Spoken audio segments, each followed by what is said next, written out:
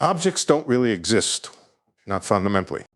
I know how that sounds like a trick sentence, like I'm just swapping definitions until everything becomes not real.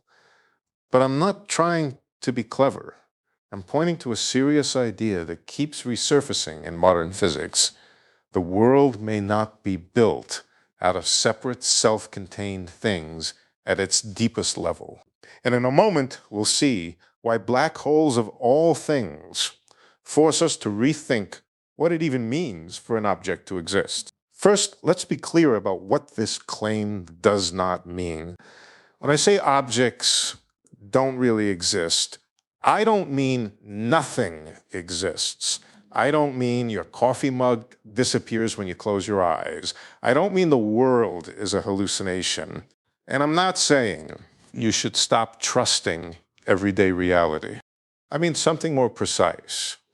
Object may be an emergent concept, a stable, useful summary that works extremely well at human scales, but isn't written into the universe as a fundamental ingredient. Think about temperature. Temperature is real. It's measurable. It predicts what will happen when you heat a gas or boil water. But a single molecule doesn't have a temperature. Temperature shows up when you zoom out, when you stop tracking every microscopic detail and start describing a collective pattern. In the same way, an object might be real at the scale where we live, real enough to sit on, break, buy, and build, while still not being fundamental in the way we instinctively assume. So the real question becomes, if objects aren't fundamental, then what is? Here's an analogy that gets us started. Look at your phone's home screen. You see icons, little objects you can tap, rearrange, delete. They have boundaries. They have identities. They exist in specific places. But your phone is not made of icons. Underneath its electrical states, transistor switching, and information processing. The icon is a user interface, a simplified layer that hides the messy complexity of what's actually happening so that you can function without thinking in machine code. Now imagine a creature that only ever experiences the interface. It would naturally believe icons are fundamental. It would say, this icon is a real thing. It has a position. It persists. And at the interface level, that would be true. But it would still be missing what's going on underneath. Modern physics suggests we might be in a similar situation. Your brain presents you with a world made of distinct objects, a chair, a wall, a hand, a planet. Each has an edge. Each has a location. Each has an identity through time. That's an incredibly effective interface for survival. But physics asks an uncomfortable question. Are those edges and identities written into nature itself? Or are they the way limited observers compress a deeper, stranger description? Focus. We're going to build a ladder step by step from everyday intuition to quantum theory, from quantum theory to information, and from information to a picture where even space, where objects seem to live, may be a derived description. Let's start with the most obvious story. Objects are made of particles. Particles are tiny objects. End of story. But quantum mechanics breaks the first link in that chain. In quantum theory, the basic description isn't a particle with a position. It's a quantum state, a mathematical object that encodes probabilities for different outcomes.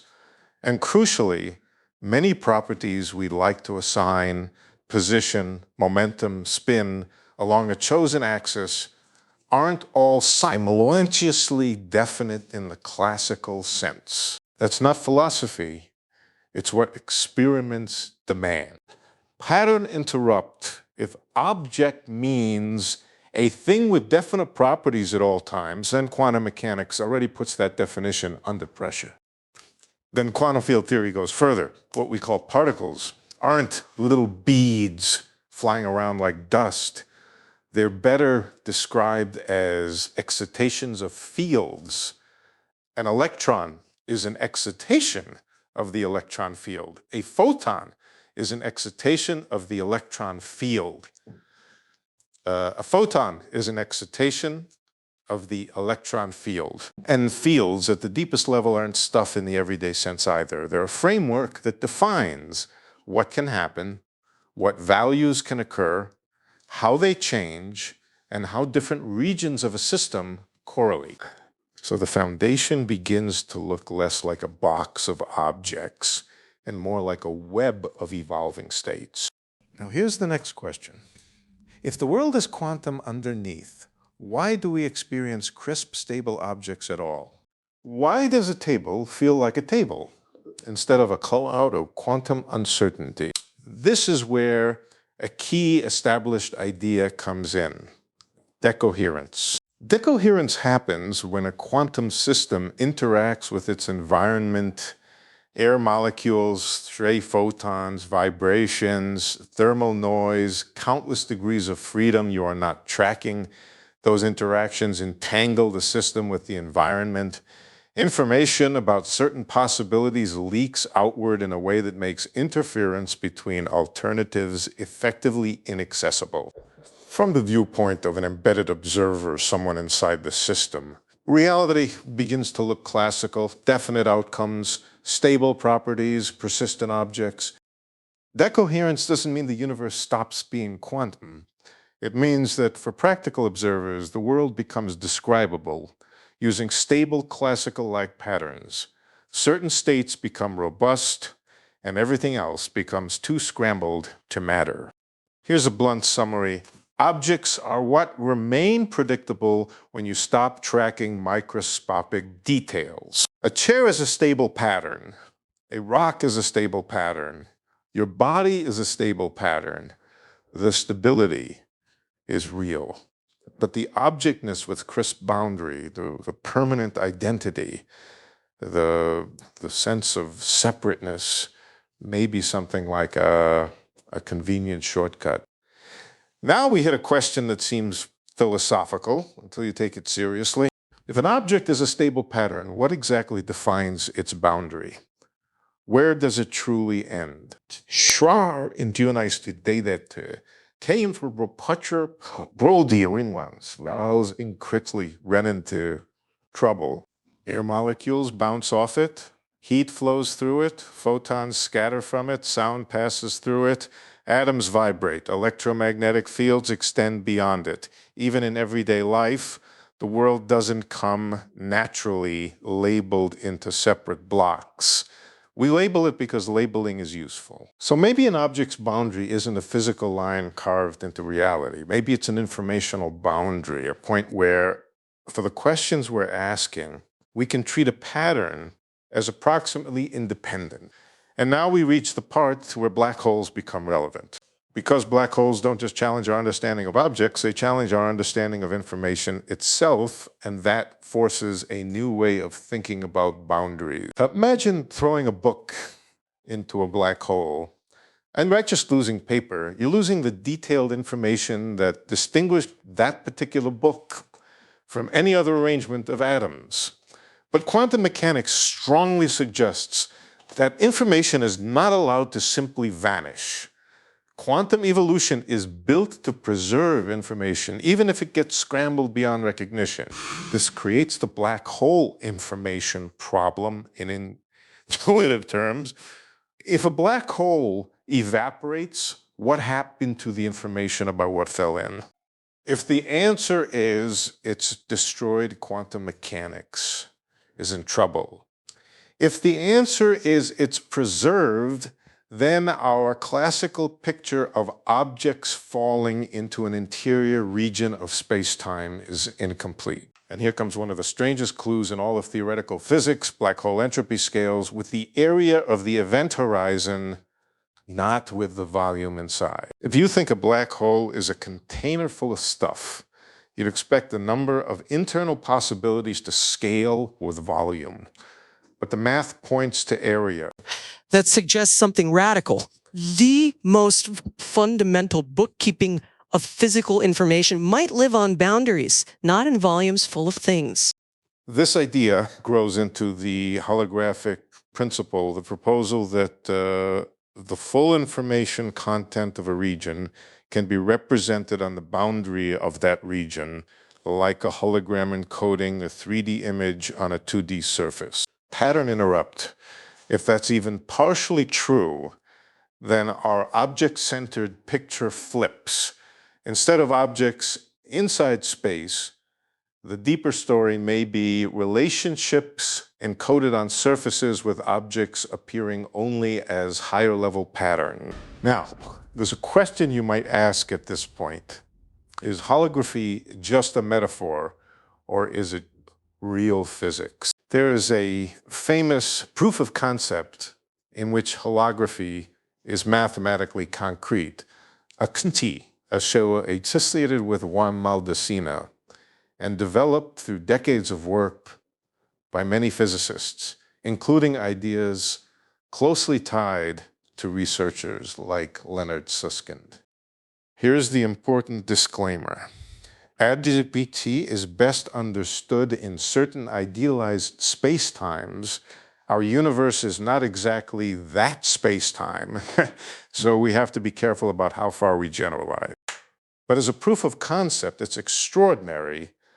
It says that a gravitational theory in a higher dimensional bulk spacetime can be equivalent to a quantum theory without gravity living on a lower dimensional boundary.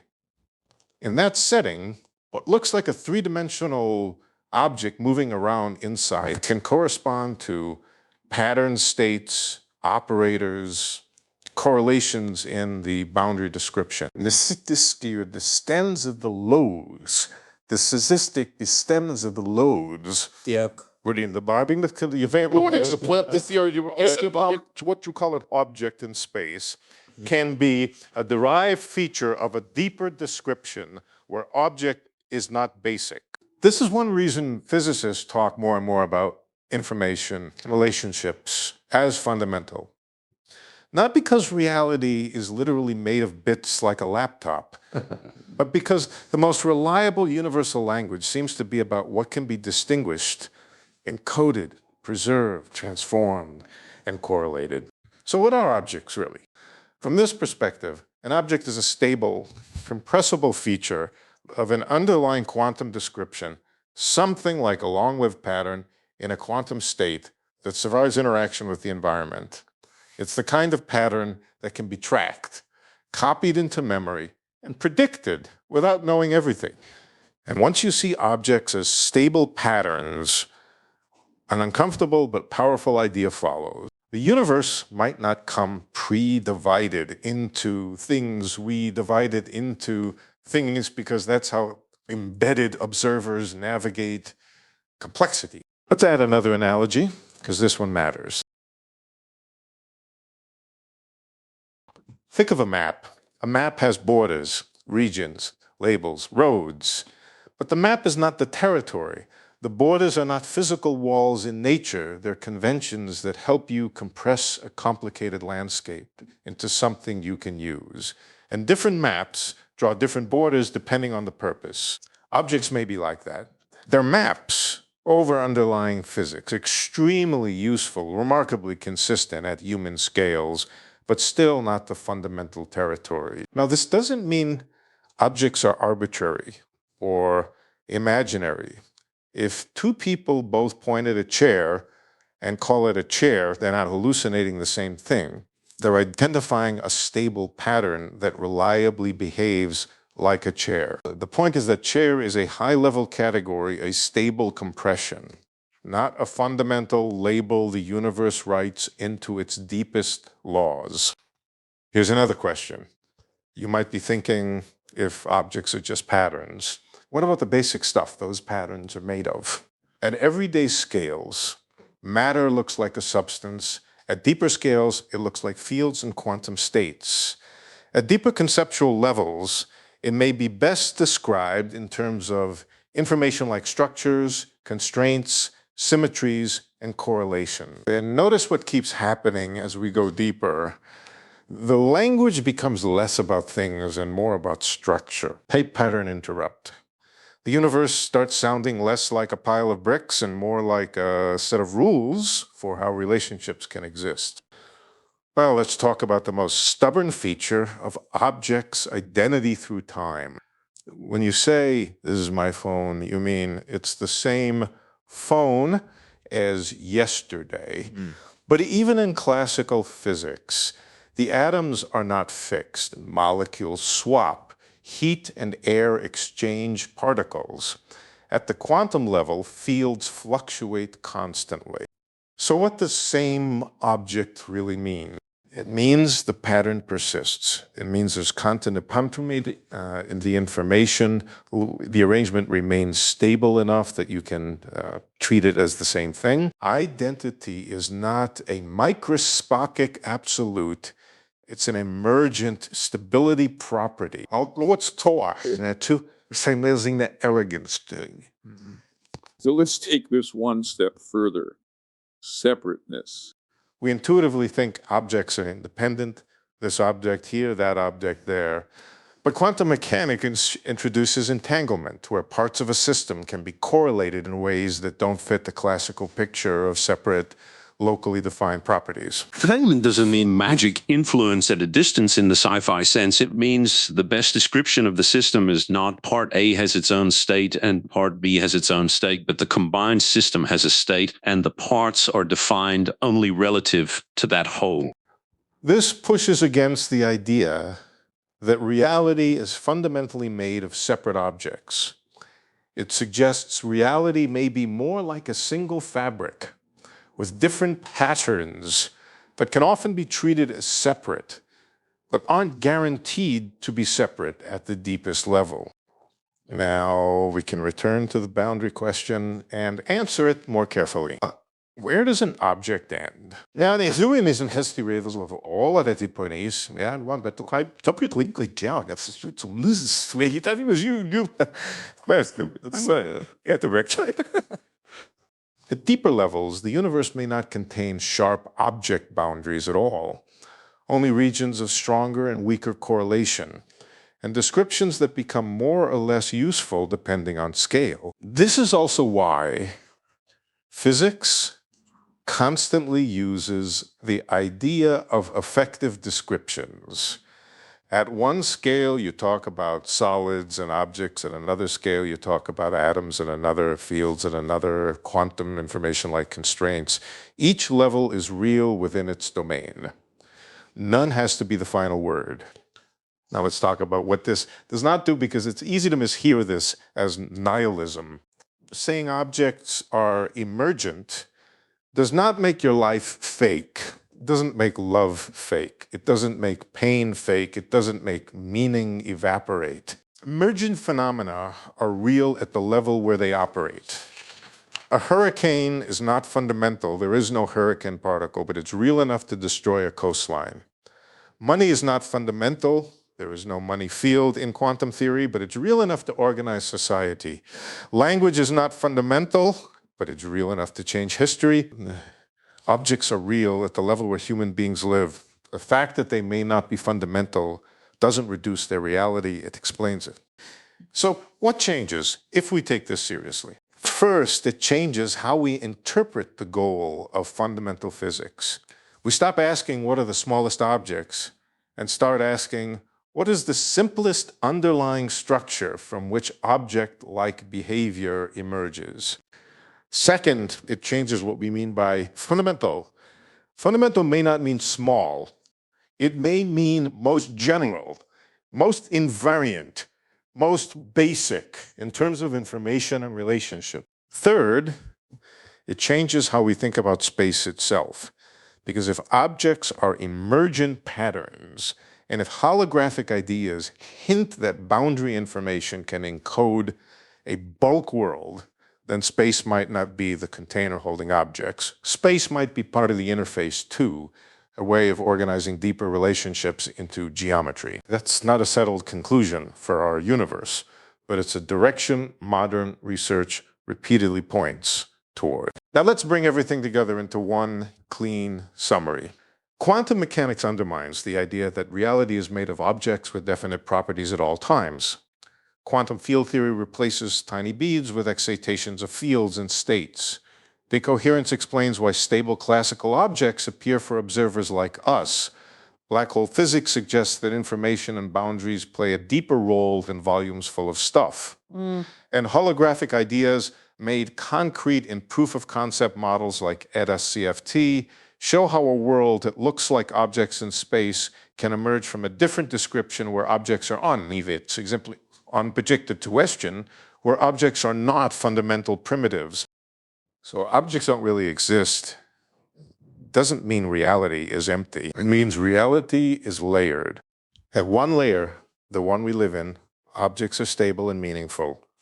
At a deeper layer, the primary currency looks less like things and more like structure. Quantum states, correlations, constraints, and information-like relationships. And maybe the deepest shift physics asks of us is this. Stop imagining reality as a collection of separate things inside a container called space, and start imagining reality as an evolving web where things are what stability looks like from the inside. If you want to keep going, the next question is even more unsettling.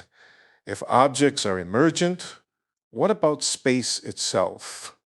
Is space a fundamental stage or another useful compression of something deeper? If you found this valuable, subscribe for more slow, intuition-first explorations like this. And here's the question I want you to answer in the comments. If objects are emergent patterns, what do you think is more fundamental matter, space-time or information? And why?